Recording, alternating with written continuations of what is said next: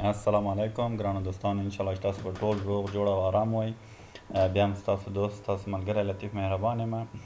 ګرانو دوستانو د بعضو دوستانو یا ملګرو په تقاضا نه زه تاسو ته دا درښیم چې څنګه تاسو کولی شئ د خپل ټایم لاین کې د ټګ له جنجال نه ځان خلاص کړئ.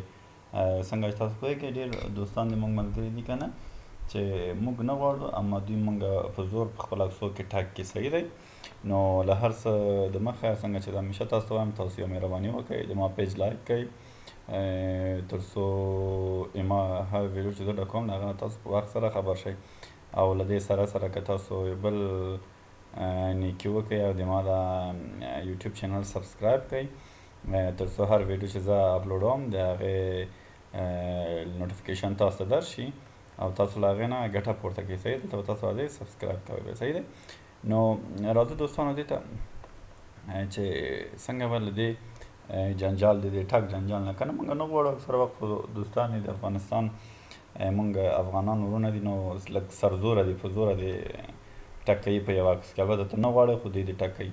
دې لپاره به دوستانو تاسو راځئ دلته صحیح شو په خپل اکاونټ کې صحیح شو خپل فیسبوک اکاونټ کې به راځئ دلته به کلیک کوئ. دلته به راځئ سیټینګ ته صحیح شو. په سیټینګ به چې کلیک کوئ دوستانو بیا تاسو ته نوې صفحه راځي. په نوې صفحه کې به تاسو ته دغلته د جنرل صفحه راځي. دلته به تاسو ته د هغه اکاونټ په باره کې تاسو ته معلومات درکوي. صحیح شو چې اکاونټ د چا په نامه دی یوزر نیم د څه شی دی کوم جیمیل سره کوم شمیرې سره تاسو کولی شئ دا اکسس کړي یا لاګین شئ پکې. صحیح شو.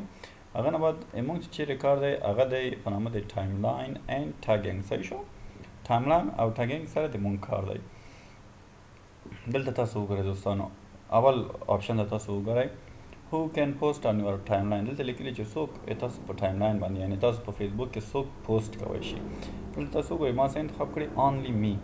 only me به کوم ځای انتخابوئ په دې ایډیټ به کلیک کوئ. تاسو ګورئ تاسو دوستانو دلته ګورئ څو آپشن درکوي فرینډز دوستان مو تاسو په فیسبوک کې پوسټ وکړي او که ته نه تاسو دلته ورته وایي چې only me. صحیح شو. only me ما انتخاب کړی. نور آپشن دی. صحیح شو. who can see others post on your timeline. دلته لیکلي که چا فرض کړئ تا په پوسټ په ټایم لاین باندې بخښنه غواړم پوسټ کړو هغه څوک وګوري. دلته بیا تاسو انتخاب کړئ چې only me یعنې فرض کړئ ما یو دوست د ما په ټایم لاین باندې پوسټ کړي یا ما ټګ کوي نو یوازې باید ما ته راښکاره شي نور د ما ملګرو ته دوستانو ته باید ښکاره نه شي. دلته چې یو مهم شی موږ او تاسو ته د ټګینګ دی. صحیح شو. چې یعنې څوک تا ټګ کولی شي او د ټګ باره کې نور معلومات وګورئ. دلته چې لیکلي who can see post you are tagged in on your timeline. دلته لیکلي یعنې چا ته تاسو اجازه ورکوئ چې تاسو هغه تصویرونه وګورئ چې تاسو پکې ټګ شوي. فرض که احمد محمود علي هر څوک دي تاسو یې ټګ کړئ هغه ټګ تصویر کې ما څه له تاسو نه نور تاسو څوک غواړئ چې تاسو هغه تصویر یا هغه پوسټ وګورئ. دلته به تاسو څه ورته وایئ تاسو به دلته ورته وایئ only me انتخابوئ. صحیح شو. وګورئ only me نور دلته نور آپشن دی. صحیح شو چې every one ټول فرینډز او فرینډز دوستانو تاسو هغه ټایم لاین کې تاسو ټګ شوي تصویر چې هغه وګورئ فرینډ دوستانو یا کسټم کې به تاسو کولی شئ چې په خپله خوښه فرض کړئ احمد محمود دغه نفر زه انتخابوم دغه نفر دې وګورئ. صحیح شو. دغسې دی. نو تاسو به دلته only me انتخاب کړئ. only me چې کله انتخاب کړئ دوستانو دې نه بعد بیا چې کله تاسو څوک پوسټ درته وکړي بیا تاسو ته یو نوټیفیکیشن راځي درته وایي چې دغه نفر تاسو په ټایم لاین باندې پوسټ کړی. دلته به څه راځي دلته به ریویو ته به راځي ریویو به هم آن کوئ. صحیح دی. چې تر څو تاسو ته هغه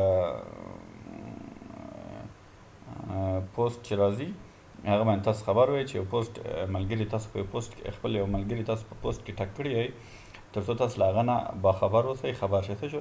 بیا دلته تاسو ته دوه آپشنه درکوي چې کله تاسو دغه only me انتخاب کوئ دا بل مو آن کړو. صحیح دی. دوه آپشن درکوي یو د الاو آپشن درکوي بل د هاید آپشن درکوي. دا چې کله تاسو ټګ کړئ چا ټګ کړئ هغه وخت کې دا دوه آپشن تاسو درکوي. صحیح شو.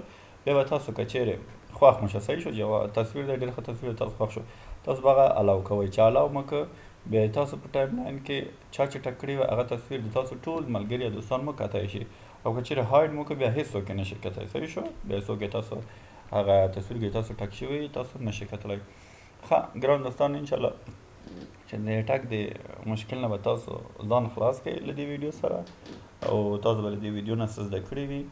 نو په آخر کې بیا له تاسو نه یوه هیله ده هغه دا دی چې تاسو مهرباني وکړئ ما فیسبوک پیج لایک کړئ او ورسره د ما یوټیوب چینل هم سبسکرایب کړئ تر څو زه هر ویډیو چې نوی اپلوډوم د هغې تاسو په هماغه جیمیل ادرس کې نوټیفیکیشن درشي او تاسو ورنه باخبره اوسئ او ورنه ګټه پورته کوئ.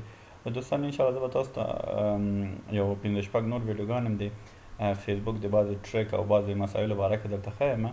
ولی چې فیسبوک باره کې ډېر ملګري او دوستان ماته میسیجونه کوي چې فیسبوک کې دا مشکل لرو دا مشکل لرو صحیح شو.